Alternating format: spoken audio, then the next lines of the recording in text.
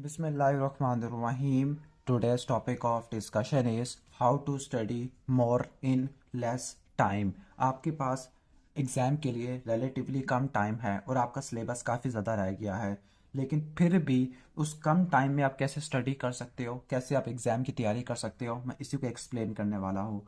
Okay, ये ख़ास तौर पर उस वक्त अप्लाई होगा जब आपके पास टाइम लिमिटेड है लेकिन आपके पास काफ़ी ज़्यादा सिलेबस है कवर करने को। तो जो मेन एम है किस तरीके से आपने एफिशिएंसी को, इफेक्टिवनेस को बढ़ाना है, तो आपने वीडियो को लास्ट तक देखना है क्योंकि मैं आपके साथ 6-7 टिप्स शेयर करूँगा जो मेरी अपनी पर्सनल रिकमेंडेड है। स्टार्ट करते हैं वीडियो को। सबसे पहला है आपका कि आप जो स्टडी करते हो, कोई भी काम करते हो, उसके पीछे कोई ना कोई मोटिवेशन या इंस्पिरेशन छुपा हुआ होता है।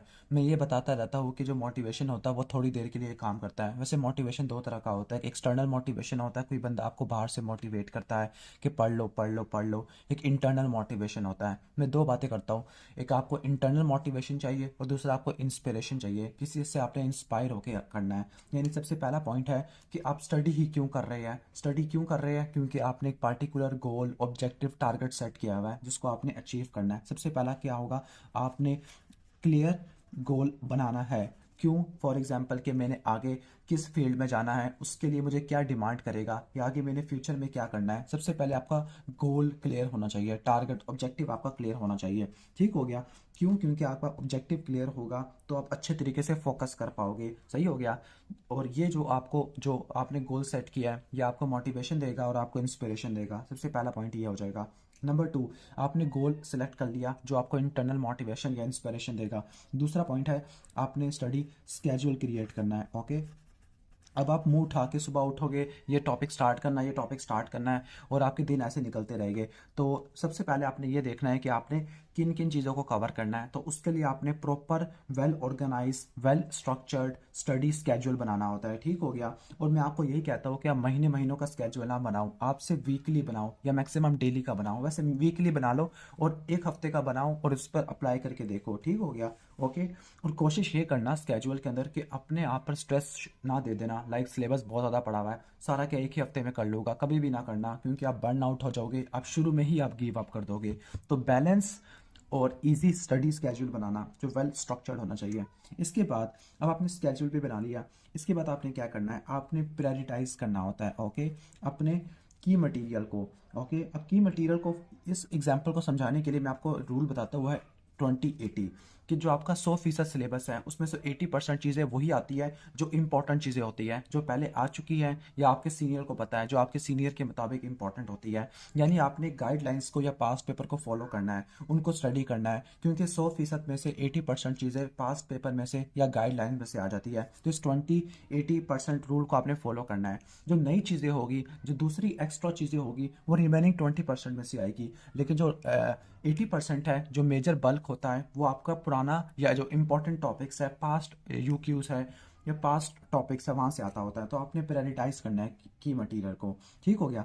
या आपने प्रायोरिटाइज भी कर लिया, इसके बाद आपने जो स्टडी रिसोर्स है आपका, उसको आपको इफेक्टिव स्टडी रिसोर्सेज को आपने इस्तेमाल करना है। फॉर एग्जांपल 2 किताबें आपके पास, एक किताब जो बहुत ज़्यादा लेंथी है और आपको कम आउटपुट देगी, ज़्यादा इनपुट लगाना पड़ेगा, और एक हाई क्वालिटी स्टडी मटेरियल है। आपने high quality, high yield study material पे जाना है जो आपको कम वक्त में ज़्यादा output they they. For example आप रिव्यू बुक से आप स्टार्ट कर सकते हो।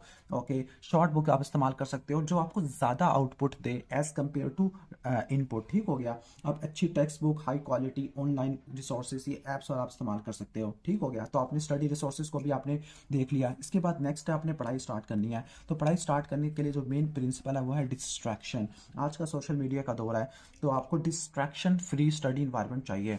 आपने मोबाइल को स्विच ऑफ कर देना है, ऐसी इन्वायरमेंट सेलेक्ट करनी है जो आपके लिए फेवरेबल हो। डिस्ट्रैक्शन फ्री इन्वायरमेंट बहुत ज़्यादा इंपॉर्टेंट होता है। ठीक हो गया? इसके बाद अब आ जाते हैं, डिस्ट्रैक्शन भी आपने दूर कर लिया है, फिर आपने आना है स्टडीज़ के लिए। एक स्टडी का मेथड है, वह है एक्टिव रिकॉल। अब दो तरह की होती है, एक एक्टिव रिकॉल, एक पैसिव रिकॉल है। फॉर एग्जाम्पल आपने एक टॉपिक स्टार्ट करना है, लाइक एक टॉपिक होगा, okay sorry for interruption, active recall और पैसिव रिकॉल का बता रहा था। कोई भी अगर आपने टॉपिक पढ़ना है, लेट्स सपोज जो एक टॉपिक है आपका मेडिसिन के अंदर, आपने आपने सीवीएस पढ़ना है, सीवीएस में भी एट्रियल फिब्रिलेशन पढ़ना है। तो एट्रियल फिब्रिलेशन किताब से पढ़ने से पहले आपने एक पेज लेना है और आपको ये ये देखना है कि आपने एट्रियल फिब्रिलेशन के बारे में पहले क्या कुछ पढ़ रखा है। कोई ना कोई ऐसा पॉइंट तो होगा जो आपने पढ़ा होगा, चलो वो ट्राई कर लिया, फिर आपने उसको बुक से मैच करना है, फिर बुक से पढ़ा, और फिर बुक से पढ़ने के बाद आपने टॉपिक को बंद कर लेना है और फिर दोबारा रफ नोटबुक के ऊपर लिखना है जो पॉइंट्स आपने पढ़े हैं। फिर आपने इसको दोबारा किताब से कंपेयर करना है। ये टाइम थोड़ा सा लेगा ज़्यादा, लेकिन ये बहुत ज़्यादा इफेक्टिव मेथड है। या फिर ये भी कर सकते हो, आप किसी दूसरे बंदे को पढ़ा सकते हो, किसी दूसरे बंदे को पढ़ा के आपकी अपनी रिवीजन हो जाती है, तो इस मेथड से भी कर सकते हो। इसके बाद है अगला पॉइंट है वो है स्टे हेल्दी। क्यों? क्योंकि पढ़ाई, यस आई नो, पढ़ाई सबसे ज़्यादा बोरिंग काम होता है, लेकिन आपने प्रॉपर स्लीप, न्यूट्रिशन और एक्सरसाइज का ख्याल रखना होता है। स्टे हेल्थी ज़्यादा इंपॉर्टेंट है, क्योंकि आप बीमार हो जाओगे, माइंड अगर सही काम नहीं करेगा तो आप सही एफर्ट नहीं लगा पाओगे। इसके बाद नेक्स्ट है practice and practice questions. Like आपने जो पास्ट यूक्यूज़ होते हैं या पास्ट एमसीक्यूज़ होते हैं उनकी रेगुलर प्रैक्टिस करनी है, प्रैक्टिस एग्जाम ज़रूर देने हैं। और जो प्रैक्टिस एग्जाम है उसके लिए आपने स्ट्रेटेजीज ज़रूर रखनी होती है। फॉर एग्जांपल इतने टाइम पे आपने क्वेश्चन को सॉल्व करना है, जो आपकी मिस्टेक्स आपने इसको ओवरकम करना है। और लास्ट में आपका आ जाएगा कि आपने अपनी सेल्फ असेसमेंट करनी है हर एक हफ्ते के बाद कि मैंने इस हफ्ते में क्या पढ़ा, क्या मैंने गेन किया, कि कहाँ मैंने टाइम वेस्ट किया और कैसे मैं इंप्रूव कर सकता हूँ। अपनी सेल्फ असेसमेंट करनी है। तो ये कुछ टिप्स जिससे आप कर सकते हो how to study more in less time. तो अगर वीडियो अच्छी लगी है तो वीडियो को लाइक कर देना, चैनल पर आएंगे तो सब्सक्राइब कर देना।